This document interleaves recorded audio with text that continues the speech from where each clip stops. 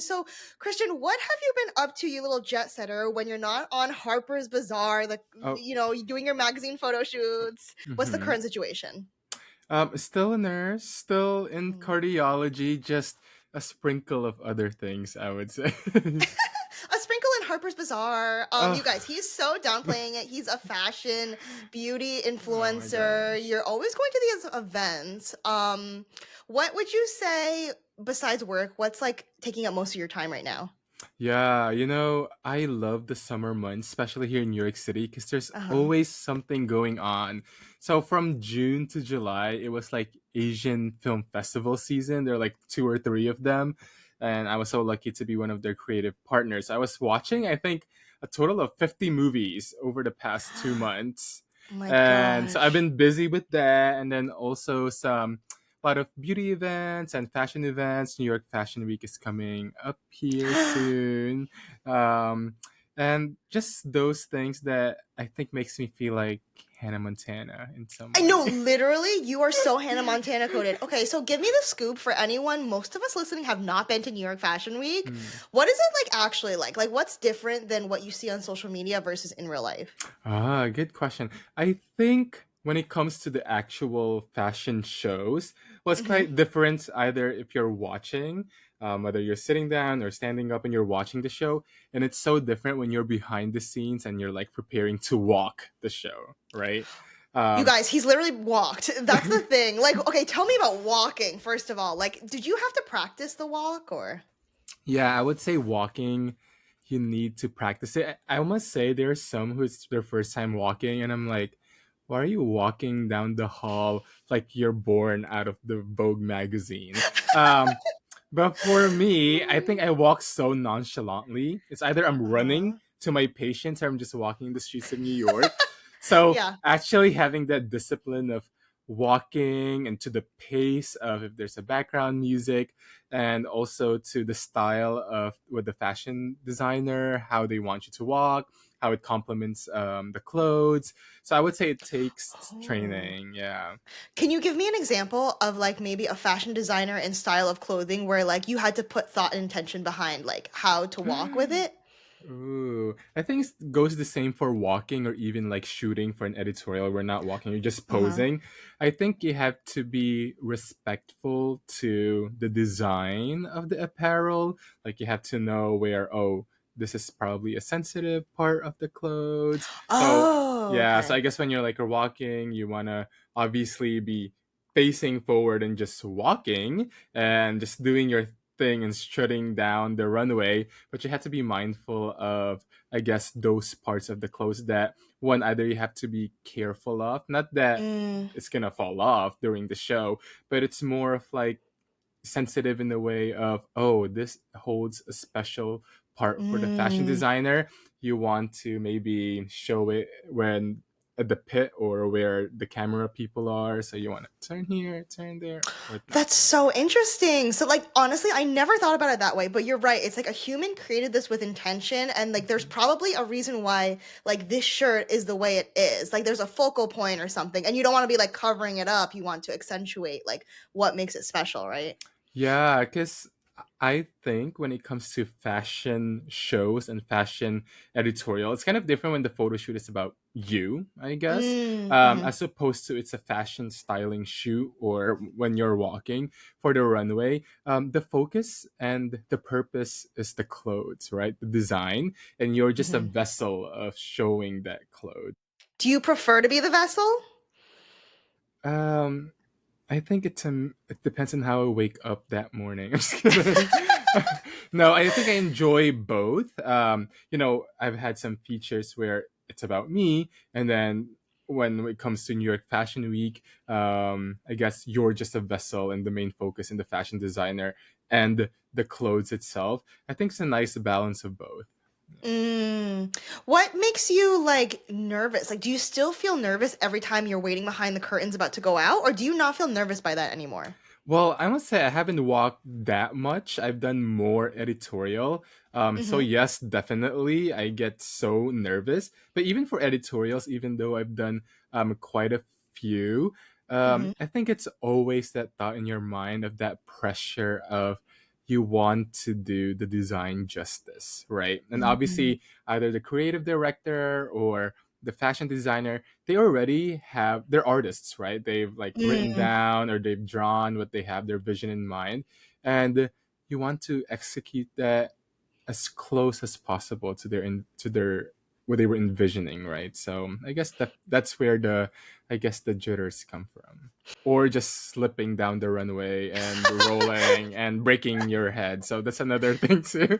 That's actually what I was thinking when you were talking. I was like, "Oh, he's not worried about falling?" Like, that was my first thought. Oh, I'm worried all the time, but I try to repress that.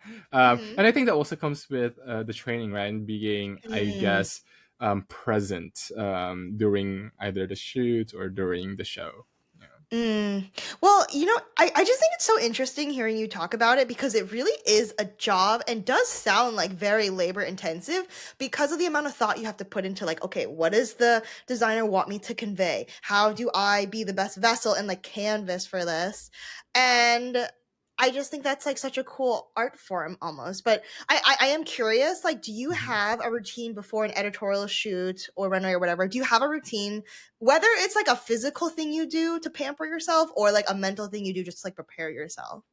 Yeah, I'm so glad. I did some freelance modeling during high school, and we have this connotation of the modeling world can be quite toxic, right? Hmm. I'd say that it's changed quite a bit to now, Really? to some extent, which I guess I'm grateful for. And I'm talking about like, preparation for the shoot or the show when it comes to like your diet or your Mm. exercise, right? When it comes to fittings.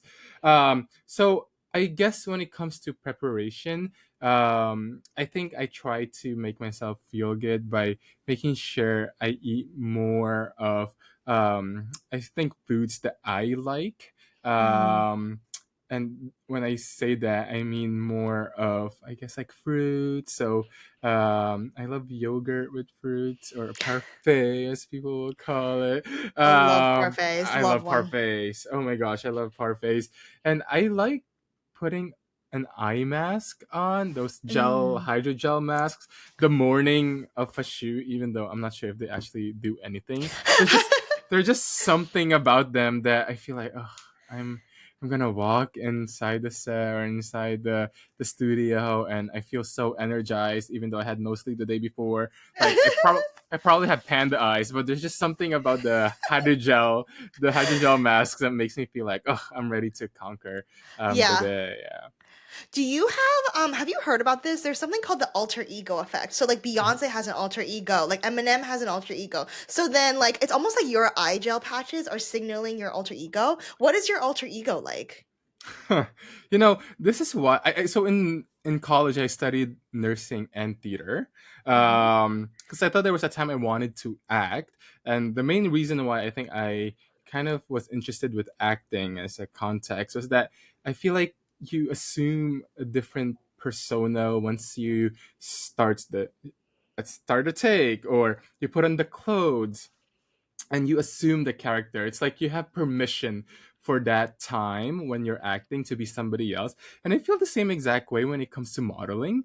Mm. I feel like once the I'm sitting down in the makeup chair and the vanity lights are on, and you're getting pampered, like your hair is getting your the dry styling, and then you're getting your makeup on, and you have all of this array of clothes for the shoot that you would never wear on a daily basis. I do feel that alter ego of like, ugh, I feel like I'm assuming that persona of the clothes, of that makeup. Oh, I see. Yeah, so I feel like a different person during the moment of shooting, or the moment of a fashion show, or even if I'm not walking, even if I'm just sitting down and watching a show. You're usually like, either designers reach out to you, or you get close with the designer so that you could wear the clothes even if you're just watching, just to Mm. showcase their design. And even then, I feel like, oh, I feel like a different person. So I guess when it comes to an alter ego, I don't think there's just like, I know Beyonce has Sasha Fierce. Is that Sasha Yes, Fierce? yes, yes. So I don't think I have one specific alter ego. I think I mold myself differently each shoot and each show depending on the clothes. That is so cool. It's almost like you are living out your like little theater dreams because you're kind of like a character, you know, Yeah. through the clothes and everything. Yeah. The reason why I wanted to have Christian on today was he is a guest for our summer series, What Was Never Said. So basically, I asked Christian to think of one person or conversation that was never had where it really actually made an impact on him, and to kind of ponder about, you know, like why we didn't have the conversation, what stopped him from it, and what he would say today if he got the chance. So you know, first I kind of want to know a little bit about like how you show up amongst your like friends and coworkers and things like that. Like, are you someone who like would always speak your mind and like be confrontational? I've met some people like that, or are you a little bit more like non-confrontational? I think it depends on the degree of how close we are. Mm, Um, I would say generally though, even with the people I'm closer, even in my best friends who I've known since childhood, I usually don't speak when they're saying something until I know they're done speaking. And then after they're done speaking, even if it takes like 20 minutes for them to tell their story, mm-hmm, I still gauge if, oh, is it the right time to talk now and say my thoughts? mm, Or maybe the next day, or maybe the next time we talk about it again. So I would say, even with my best friends, and obviously it covers even newer friends I've had, or even coworkers or whatnot. I think I'm more of a listener. I do have opinions and thoughts, but I always try to gauge the atmosphere to see, one, if it's invited, and mm, two, would it be beneficial to their situation, right? Because it mm-hmm. could be the right thing for them to hear, but is it the right time for them to hear that now? So I think, yeah. That is such a good point because sometimes the right message, but at the wrong time, or delivered with even like the wrong tone or things like that, Mm-hmm. like is still not the right message. And I Mm-hmm. think that's such a good trait to have, especially as a podcast host, because I feel Mm-hmm. like listening is just like the most underrated skill nowadays. Yeah. Who would you say? So then, who is the person that you chose for today's scenario? Girl, I spent the whole day thinking about this question. It's hard. It's hard. Thank you for like being willing to do Yeah, this because of off the course. record, like to be honest, I think most people I've talked to have been like, it was hard because you have to think about things that you normally don't or people you wouldn't. Mm-hmm. Mm-hmm. Yeah, I think it's hard when I was reading the question and just thinking Hmm. about it. It was hard for me because I think the things that you never said, I think you don't say it for a reason at that time. And so Mm, I guess you were uncomfortable with the thought or the vision of saying it. So you just try to repress it down in your mind, right? And then you just forget about it. So you asking me of things that I didn't say, I was like, oh my goodness, now I have to introspect. And to a point, literally the whole day today at work, even during my break, I was just sitting down, staring out the window, and I'm like, what do I say? And two, which one do I mention? Who wait, was I'm so honored you were thinking about, and I also feel so bad that this was so hard. I was like, who is the lucky thought for today for me to share? It's such a both a beautiful and also a very striking question, right? Because it kind of makes me think of which one do I regret the most not saying or not doing. Yes. Um, so when I frame it that way, I think of one person, Hmm. um, and it's actually one of my childhood friends. I would say we fell off the past few years. We just ended up not spending time together. We lived different lives, and she was like having health issues at the time. Anyways, she passed away earlier this year, actually. Oh We wow. were actually together since grade school, so elementary school. We went to the same Catholic school. We were neighbors. Um, but she was, I believe, 2 years above me. So we didn't really speak to each other during that time. We just see each other during events, community events. She's also Filipina. I'm part Filipino. The Filipino community here was quite strong, so I would see her all the time. And then I think almost 10 years later, we ended up going to the same church at that time. And she was known as the singer of the school. Like, she sang the theme song of the school. Really? Literally the most beautiful voice I've ever heard in my life. And so when we found each other in church again, she was part of the worship team at that time. I was like, oh, I hear the voice again. And then we were like teenagers at that time, so we were part of a strong youth group. And then spent several years together. Like us, we were all going out, going to her house, spending time there, doing sleepovers. And then Mm. we all separated. People went to college. People did their own things. I got busy with so many things, and then I think late last year she started. Um, Her health issues started were exacerbated throughout the end of the year, to the point that she had to go to a rehab center to stay at. And earlier this year, I was traveling so much, like for work, like for modeling stuff, and also like medical conferences and Mm. just traveling. And then that was also during the time when New York Fashion Week was also happening during the spring season or late winter season here. So I knew she was in rehab, and I always was like, "Oh, I'm gonna go visit. I'm gonna go visit." But each time I say that, I was like, "Oh, I had to get in a fight. Oh, Mm. I had to go here." And the rehab center is still in New York, but it's a little bit deeper down. It would take like a few hours or so to get there. But I Mm. remember she would text me here and there, and we'd be on the phone sometimes. I was like, "Oh, hopefully you're feeling well." And then the next thing I know, I was planning to visit her the week after, and then she passed a few days before. Wow. Ugh. So, and I Where haven't. were you when you found out that news? Like, do you remember? I think I was in Korea at that time, in South Korea. I believe I was supposed to visit her when I came back. Mm.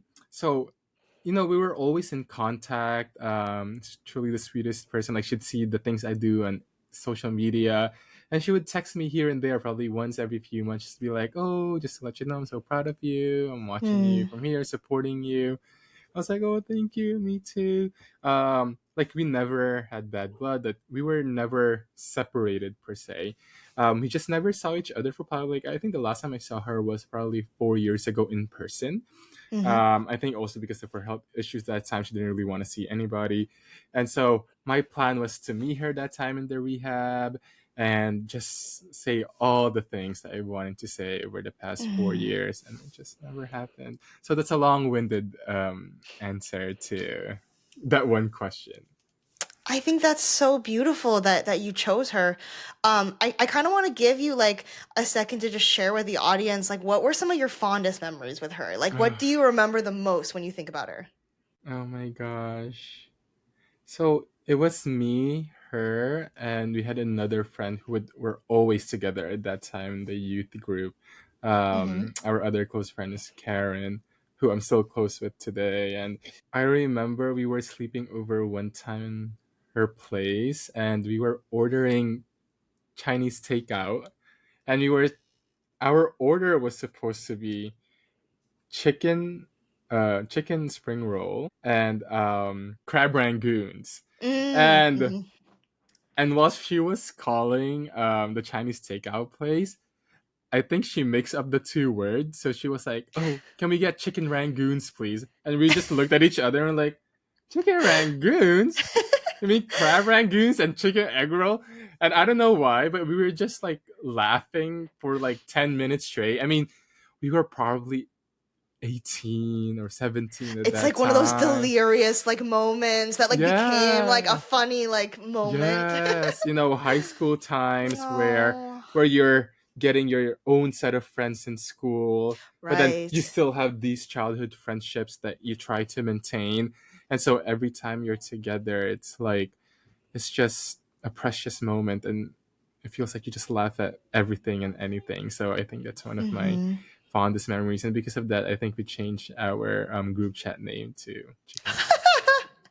Oh Yeah. my gosh, wait, that's so cute. That story, I so like when you say that story, I know exactly that feeling. There's something so pure about like a sincere kind of like you had to be there moment that like becomes like the whole meme of like the trip or no, Hmm. well, I say trip because I think about times like on vacations with friends Yes. and things like that. Like, oh, um, I just think that's so pure because you've probably experienced this. Like as we've gotten older, friendships are just so much like harder to replicate that level of Hmm. intimacy that you have with like high school and college friends. Yes, no, I super agree. And I think also with friendships, when it comes especially to friendships that you're very comfortable with, the childhood friendships, I feel Mm, like because you've known each other for so long and the love is so unconditional at that point, that it becomes such a low maintenance friendship that yes. sometimes it's easy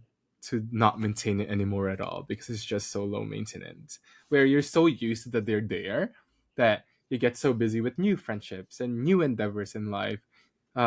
And I guess this is whole thing is also was a realization for me too. It was like a painful realization of like, oh my gosh, I lost maintenance of something that was Mm, so precious. So, as fond as a memory it would have been to see her for the last time and speak to her and say all the things I wanted to say, it was also honestly a life lesson for me to be, I guess, more cognizant of what I have around me because I feel like especially now my life is like always changing. My schedule's always changing. There's always an event to be at. There's always somewhere new to do. There's always something this to do. There's always something this to do that I think I lost track of, oh my gosh, my roots. All right. Like the mm, people who were there for me. Not that I forgot her completely, right? We were talking and texting right. almost every day. But it's just that physical moment that I didn't get to have, or maybe that to my own fault that I didn't allow myself to give time to have, right? So yeah. Mm. I'm so glad that you shared this. And also, thank you for being so vulnerable about this Mm-hmm. because it takes a certain level of vulnerability to admit, like, I see where, like, I wish that things were different or anything like that. Because the reason why I'm really glad you mentioned this, though, is because I know there are so many listeners out there right now that are going through the same thing, have gone through the same thing, will go through the same thing, because it's just human nature. We all think we're going to have more time with our loved ones Mm. than we really do. And I think that it's really like almost beautiful that you framed it that way. Like she gets to kind of live on in how you continue to treat life now, being more cognizant of your relationships. Yeah, yeah, honestly, like transparently, I wish I would have done things differently, right? But that's life. Yeah, Things totally. happen and you can't go back, but rather than cherish what has happened, what did happen tangibly. But Hmm. um even till now, I do listen to some of her voicemails that I have Oh, saved. Or so I remember years ago, I would always just ask her to, oh, can you just sing a 10-second Miley Cyrus song and send it to me as a voice recording? So oh, yeah, so now sometimes I just listen to it. After a busy day, I think hearing her voice kind of reminds me of where I came from. Um, mm, yeah, like I said, like life now with all of the shoots and fashion and social media, and there's so much flashing lights and there's so much crowds and noise and responsibilities and this and that. But I feel like hearing her voice, mm, and also getting to spend time with our friend Karen, who is kind of I feel like is an extension of the three of us, right? mm, hmm. I think I get to cherish her memory in one form or another, which I'm so grateful for. Oh, that's so beautiful. So, like, let's say, you mentioned like you were about to go see her and tell her Hmm. everything you wanted to say. So, like, what is it that you would have told her or wish that she knew? I just wanted to say thank you. Honestly, Oh. just thank you. I even now, beyond all the voicemails, the song recordings, there's one text message that she sent me, I believe 3 years ago, that I just keep rereading. Oh my gosh, what does it say? It says, I'm so proud of you. I'll always be here to support you. Because what I remember was when we were in high school, well, during the time in high school when we were so close, I would always tell her, Caroline, I think I want to be a model. I think I want to be on magazines. I think I want to be like on TV and stuff like that. And so I guess as I moved on with life and those things started happening, and because of Mm. her health condition, um, she was staying at home, and I guess seeing all of this through her screen, Mm-hmm. she gets to see all of the things that we were talking about that I wanted to happen coming true. So hearing it from her of like, oh, I'm so proud of you, I'll always be here to support you, it's like ugh, Oh my it's like, gosh. yeah. so That's that's so why beautiful. so that's why when I attend like red carpets or whatnot, or I go to like this film festivals, or even during magazine shoots, or even fashion shows, honestly, even if I'm just sitting down, or sometimes it's so weird, even before a pose, like during shooting, um, for some reason I always get glimpses of me, Karen, and our friend just sitting in her bed, and just be like, oh, this is what I was talking about with them like years ago. Yeah, because she was That the is first. so crazy. Because she was the first one who heard about these dreams. So yeah. You know, it takes a very special someone for you to open up your truest dreams Mm, to, because I think a lot of us are afraid to be vulnerable when it comes to expressing yeah. big dreams like that. And so Mm-hmm. few of us, I think it's rare to have a friendship where you can share that and know it's going to be received with support. Yeah, no, I'm so grateful for my childhood friendships. I also have another childhood best friend. Her name is Chloe, who also knows, who's also part of our friend group. Um, and I guess ever since, those three girls, they've heard my dreams, even though they sounded delusional at some point. Like, Yeah. delusional. Like, I remember being 17 and I was like, ugh, I wanna do this or do that.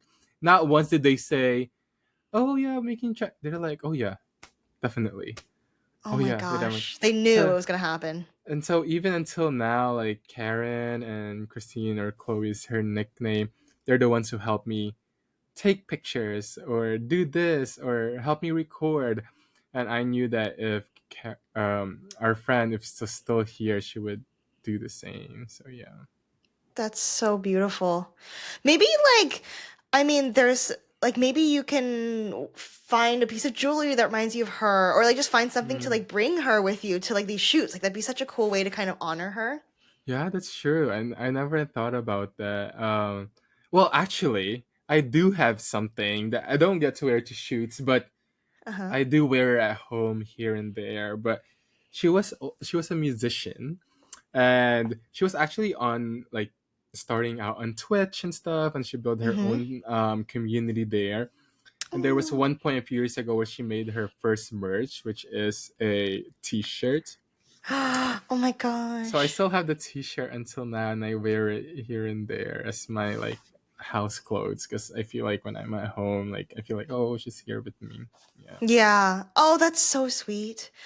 Yeah. Just like out of curiosity too, like because I imagine we kind of, as a society, we expect as children to like someday see our grandparents pass. We expect to see Mm, like our parents pass. But I think we kind of don't really think that much about having our like friends our age pass like so early. mhm.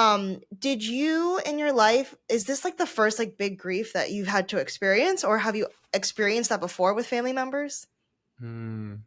You know, I have an answer for this, but I feel like it'll be a different podcast episode. But I would say directly, like physically, no. Mhm. I've had family members pass away, but who were not that close to me. Mm. So Mhm. I would say she is the first person who I've actually lost in this lifetime. Um, um, yeah, and I think that struck me so much. I was like, oh my gosh, I can't believe it. And as a context for my earlier no, I never met my dad. Um, Oh, really? yeah, but he passed away a few years ago, from cancer. So that was actually also going to be my other answer, for the question if I had something to say. But I Mhm. decided to choose her because I've been close to her my whole life. But yeah, Right. anyways, but yeah, so yeah, it's just really the first one that I actually lost in life who was really near and dear to me. Yeah. Mm. It's so interesting, like how you mention it, that like there's you're right. There's like different ways of losing people. Mm-hmm. There's ways of like losing your friend who you were close to and who you spent so much of your life with. And then there's also losing someone who, like, theoretically it's your dad, right? It's like Mm-hmm. a part of you on paper.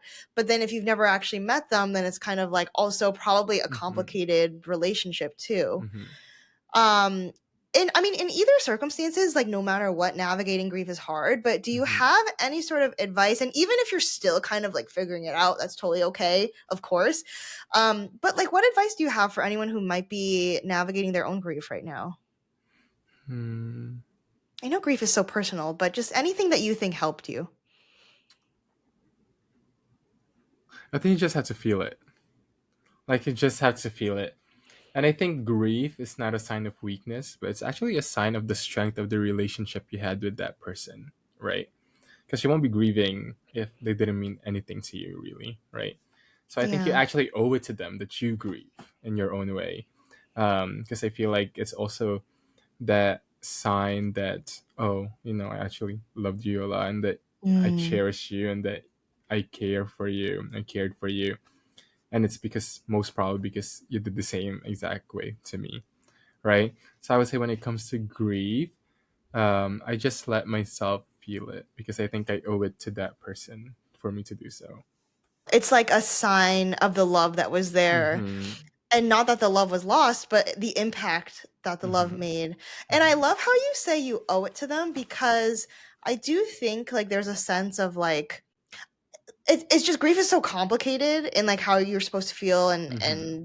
and so I think that that kind of like homage almost to them is just such a beautiful way to navigate grief. Mm-hmm. Yeah, I super agree. Yeah, Yeah. so grieve away. That's your message, grieve. I love that. One last question, kind of a weird question, but I am just curious. Like, if you had to describe her voice, like, is there an artist she's similar to, or is there no one that sounds like her? Like, is it raspy? Is it like sweet? Like, what is her voice like? Her singing voice. I can't think of another singer or another person, but Mm. all I can think of is a bird. Oh my gosh, that's so beautiful. So, like, how it's like sweet and Yeah, like, a bird that just wakes you up in the morning after a rested night of sleep and oh. still tweeting while you're making your breakfast. Just, I don't know, it's just a bird that whenever I hear and think of her singing and her voice, I just think of a bird that's just like accompanying me. And it's just I feel like I'm not alone. Yeah. You can think of like birds as your little like sign that she's there, maybe like whenever you Yeah. see a bird. Yeah. Hi. Goes up Tweet into the cloud. away. Hello. Tweet away. Oh, that's so beautiful. Well, thank you so much, Christian, for your message. I feel like this is definitely going to touch someone when they really need it. And I love everything that you're about, how you just spread positivity and authenticity and just keep doing your Hannah Montana life, because I mean, you're already living that dream of what high school you wanted, but like the sky is the limit for you. So. Amen. And I'm gonna say until Miley Cyrus or sorry, Hannah Montana has a concert, I will live this life so she can live vicariously. I'm just kidding. I love that. You're like, let me be the example for Yeah. her. Oh my gosh. Yeah. Let everyone know where they can find you on social media, where they can listen to your podcast and all the good stuff. Yes, you can find me on Instagram at Chris Franz. That's ChrsFranz without the I because somebody took it. Hello, Instagram. And then my podcast is called Friends of Franz Podcast with the new season coming out this fall time. And we have the lovely Dr. Wang who will join us too. Yay! Well, Thank you thank you so so much. much. Yes, for everyone for listening, thank you so much for listening. If you like what you heard, please leave a rating and review on Apple Podcasts or Spotify, and we'll see you guys next time. Bye!